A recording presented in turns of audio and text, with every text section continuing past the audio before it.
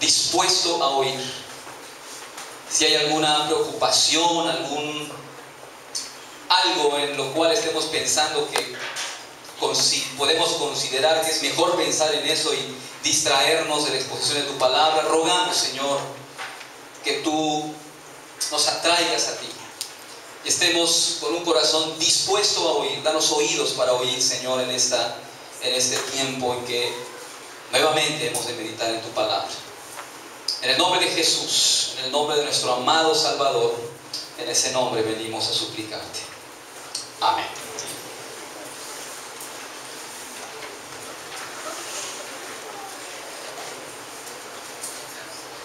Esta preciosa imagen, hermanos, ¿saben dónde es? ¿Alguien tiene una idea de dónde es este lugar? De la Cusco, no es de la Cusco. Precioso, ¿no? Son los Alpes franceses. El pasado 24 de marzo, como eso de las 10:11 de la mañana, salió un avión de la línea Germanwings, la parte barata de Lufthansa, y cubría la ruta desde Barcelona, España, hasta una ciudad de Alemania, Düsseldorf. El piloto de la nave, el capitán de la tripulación, le comenta a su copiloto, Andreas Lubitz, y le dice: no me dio tiempo de ir al baño. Y le dice al copiloto, Andreas Lubitz: ¿te quedas al mando? Yo voy a ir al baño.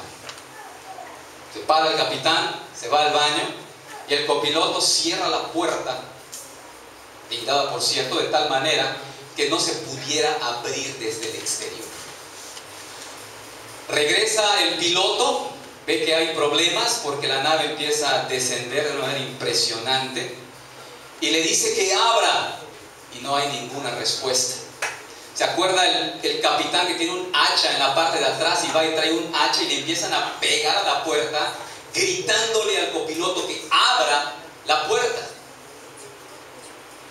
En la grabación de la caja negra se puede escuchar dicen los medios de comunicación, se puede escuchar que entre medio de los gritos de terror de la gente, solamente se oye la respiración bajo su máscara de oxígeno, hasta que se destruye el avión con 150 personas a bordo, 144 pasajeros y 6 de la tripulación. Los que seguimos esta nota, pues viene a nuestra mente: ¿qué tenía en mente este copiloto para estrellar este avión? ¿Qué tenía en la mente?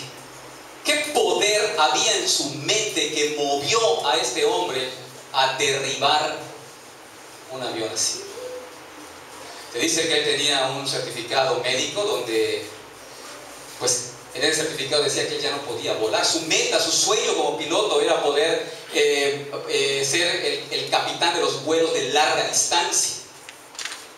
28 años, este joven. Su exnovia dice que era un hombre que tenía problemas. Dice que cuando ellos discutían, él se alebrestaba tanto y le gritaba, y dice: yo corté con él porque él tiene un problema. Él tenía un certificado médico que le decía que no podía volar, y él, dice las notas, que él rompió ese certificado médico. También su exnovia dice que él y su familia estuvieron volando por un determinado tiempo a motor apagado esta zona de los Alpes franceses. ¿Qué fue lo que pudo haber movido a este hombre? Mi intención no es indagar sobre qué fue lo que realmente, qué problema padecía, si padecía realmente una depresión, como dicen, sino, sin duda, hermanos, este hombre planeó este acto. Tal vez movido por algún sentimiento de frustración, de tristeza, de enojo por no poder cumplir su sueño, y respondió ante las circunstancias que estaba viviendo, respondió con esta locura de estrellar un avión con 150 personas a bordo. Y el efecto de esta locura llegó a 150 personas que murieron. Sin duda, hermanos, nosotros actuamos movidos por algún motivo, por alguna razón, por alguna creencia, por algún prejuicio. Pero hay algo que nos mueve a actuar. Hay un poder, algún sentimiento que nos mueve a actuar, alguna creencia que tal vez tenemos. Los que creen en Cristo no viven sino bajo el poder de Dios obrando en su vida.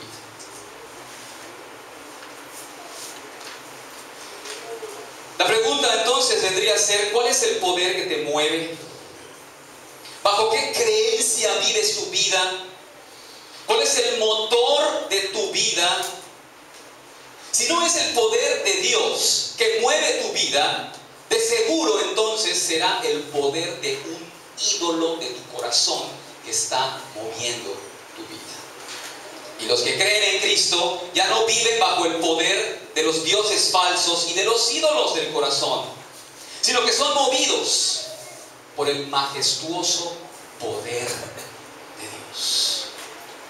El efecto del poder de Dios mueve la vida de aquellos que creen en Cristo. Los que no creen en Cristo, el poder que mueve su vida es el poder de los ídolos del corazón. Vamos a buscar, hermanos, Efesios capítulo 1. Vamos a continuar con nuestro análisis de este texto. Efesios capítulo 1. Y vamos a leer los versículos 20 y 23 hasta el 20. Pero retomemos el 19, que fue el último verso que estuvimos analizando. Recuerda que la última vez que tomamos la carta de los Efesios estábamos estudiando acerca de un poder desplegado de parte de Dios,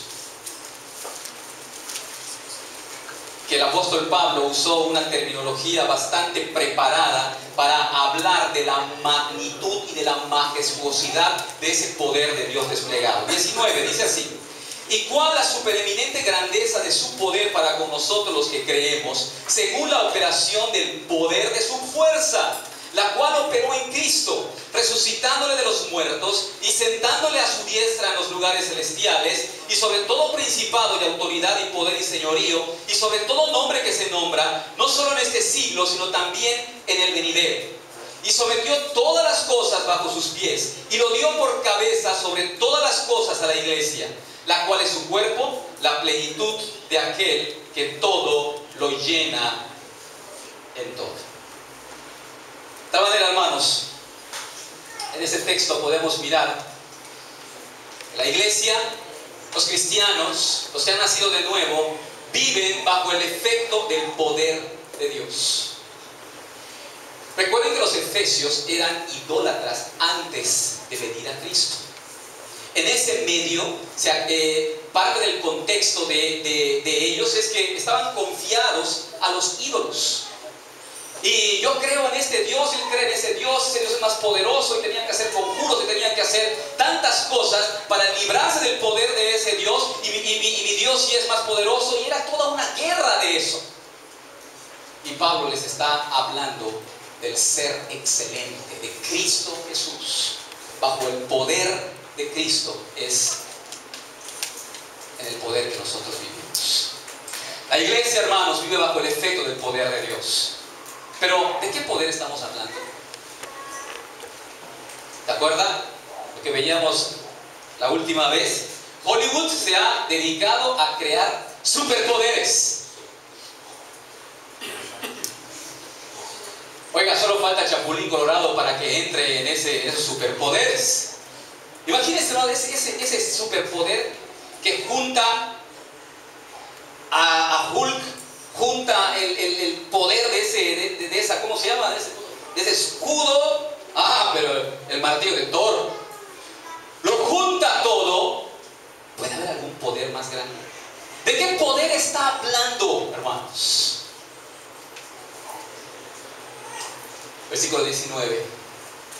Dice Pablo, yo oro, no ceso de dar gracias, para que sus ojos, sus corazones, su entendimiento sea iluminado, para que ustedes puedan entender cuál es la supereminente grandeza de su poder.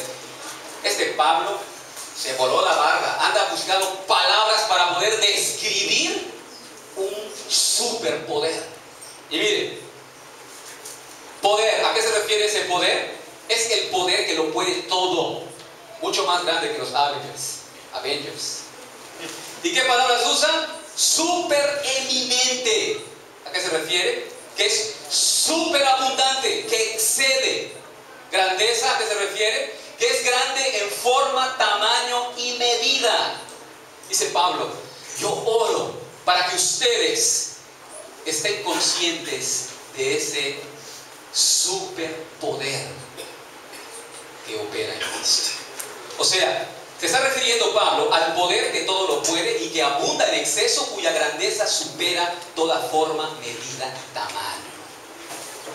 Yo creo que Hollywood no va a poder hacer una película donde puede expresar esto. Esto le corresponde solo a Cristo. Bien, si los cristianos viven bajo el efecto del poder de Dios, ¿cuáles son esos efectos? ¿Qué es lo que queremos ver en esta mañana? ¿Cuáles son esos efectos del poder de Dios bajo el cual los cristianos viven? ¿Y de qué manera esto opera en mi vida diaria? Bien, hermanos, vamos al texto, el texto que nos corresponde en esta hora. Leamos todos lo que está en la pantalla. ¿Y cuál? La supereminente grandeza de su poder para con nosotros los que creemos, según la operación del poder de su fuerza, la cual operó en Cristo. Mire, hermanos, mire cómo operó ese poder que describe Pablo. ¿Cómo operó? ¿Cómo operó? ¿Cómo trabajó? ¿En qué se puede ver que el poder de Dios se manifestó? En la resurrección de Jesucristo. Por lo tanto, ¿cuál es ese efecto en el cual los cristianos viven? Si Cristo resucitó, hermanos, ¿qué beneficio hay en que Cristo haya resucitado? ¿Ah? En que tu fe no es vana. Por lo tanto, aquí tenemos el primer efecto. El pueblo de Dios puede vivir con una fe que no es vana. El pueblo de Dios puede vivir con una fe que es verdadera. Es en alguien que es verdadero. Qué terrible sería vivir con fe en algo que no existe. ¿Qué diríamos de alguien que tiene una fe en algo que no existe? Pobrecito. Como dice Pablo, es digno de tenerle conmiseración, lástima. Imagínense si Cristo no resucitó, hermanos, lo que usted está haciendo aquí. Usted está perdiendo su tiempo. Puede ser que algunos lo dicen, algunos hijos tal vez que los traen a la fuerza puedan decir que sí, pero jóvenes, la fe que les predicamos y que está en la palabra es una fe en una persona que está viva. El efecto del poder de Dios al resucitar a Cristo y mostrarlo vivo hace que la fe del creyente no sea vana. Dice la Biblia en Apocalipsis 1:17 al 18: yo soy el que vivo y estuve muerto, dice Jesús, mas he aquí que vivo por los siglos de los siglos. Vivo por los siglos de los siglos. Esta segura y emotiva verdad de la resurrección de Cristo efectuado por el despliegue del poder de Dios significa que creemos en un Cristo vivo, no muerto. Y por lo tanto, la fe en Él es viva, es cierta.